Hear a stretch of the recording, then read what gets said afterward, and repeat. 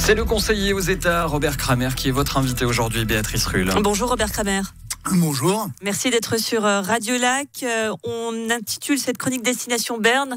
Berne, vous l'avez bien connu, 12 ans au Conseil aux États. Vous n'y siégerez plus, vous avez décidé de ne pas vous représenter. Comment ça va ce matin ? Bon, écoutez, ça va très bien. D'abord, je dois vous dire, tout le monde me dit, ça y est, tu vas pas trop t'ennuyer, etc. Mais c'est pas encore fini. Ça se termine à la fin du mois de novembre. Et c'est pas tout à fait de la plaisanterie. Il y a une commission que je préside qui doit encore se réunir 3 fois d'ici fin novembre. Il y a d'autres commissions auxquelles je participe.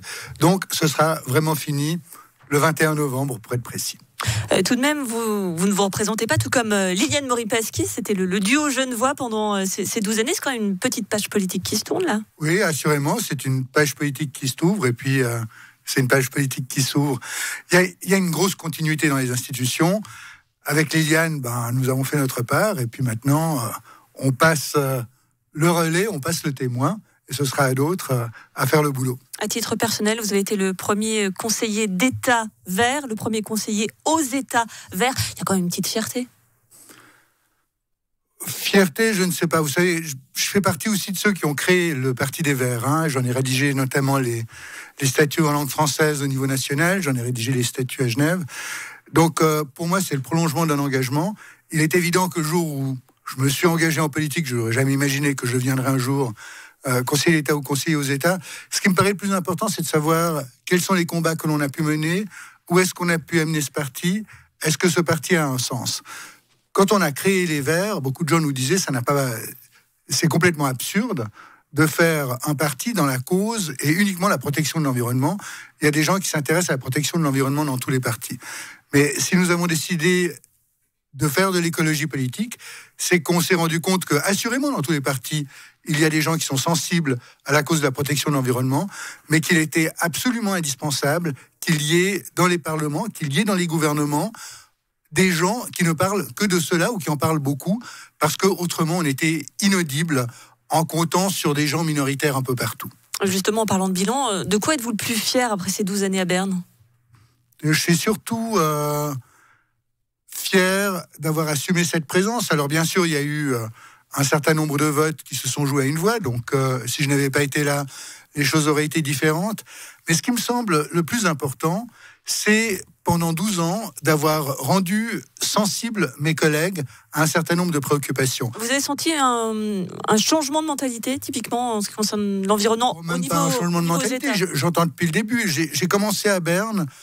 On a commencé immédiatement à parler de renaturation des cours d'eau dans la commission à laquelle j'étais, notamment une commission qui s'occupe d'environnement.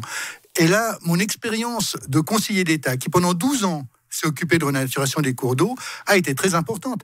Il y a beaucoup de dispositions de la loi qui auraient été différentes si je n'avais pas été là pour dire, vous savez, sur le terrain, les choses, elles se passent comme ci et comme ça. Cette disposition légale, elle est bonne, il faut la soutenir. Cette disposition-là, elle est pas très importante. Si elle vous embête, on peut la supprimer. Et j'ai commencé avec ce genre de réflexion, mais ça s'est continué tout au long. Le fait d'avoir aussi la proximité avec les mouvements sociaux, ça change beaucoup de choses. L'initiative qui demande que les multinationales soient responsables, le fait sur le terrain de connaître les gens qui animent ces initiatives, de savoir un peu où passent les lignes rouges, non seulement ça vous donne de la crédibilité, ça, disons, c'est presque secondaire, ça permet simplement aux idées d'avancer et de se poser les bonnes questions. On vous sait sensible au monde viticole, au monde agricole. Il y a Willy Crétigny, qui est donc viticulteur candidat pour le Conseil aux États, qui ont entamé une grève de la faim pour protester contre l'accord de libre-échange, le Mercosur. Vous comprenez ces décisions ? Moi, je comprends parfaitement le combat que mène Willy. On est assez amis. Je suis président de l'interprofession de la vigne et du vin à Genève. Il siège dans notre comité. On a souvent eu l'occasion d'échanger. J'ai défendu à Berne, du reste, ses revendications.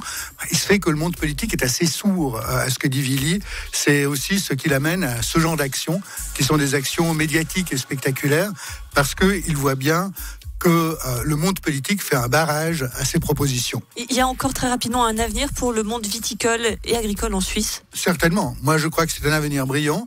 Je pense que on sera de plus en plus amené à la nourriture de proximité. Et d'ailleurs, c'est peut-être le seul message que j'ai envie de faire ce matin, c'est de dire à tous ceux qui nous écoutent, acheter des produits de proximité. À Genève, on a le label GRTA, Genève Région Terre Avenir. Voilà ce que vous devez consommer. C'est ce que vous pouvez faire de mieux pour l'avenir de votre planète, pour l'avenir de notre planète et puis pour l'avenir de nos enfants. Pour terminer, on ne peut pas se quitter sans vous demander ce que vous allez faire passer le mois de novembre et ces adieux à Berne. J'ai beaucoup d'engagements associatifs, j'ai beaucoup d'engagements dans toute une série d'organisations diverses et variées, donc je ne veux vraiment pas m'embêter. Robert Kramer, toujours conseiller aux États verts de Genève. Merci d'avoir été sur Radio Lac ce matin. Merci à vous.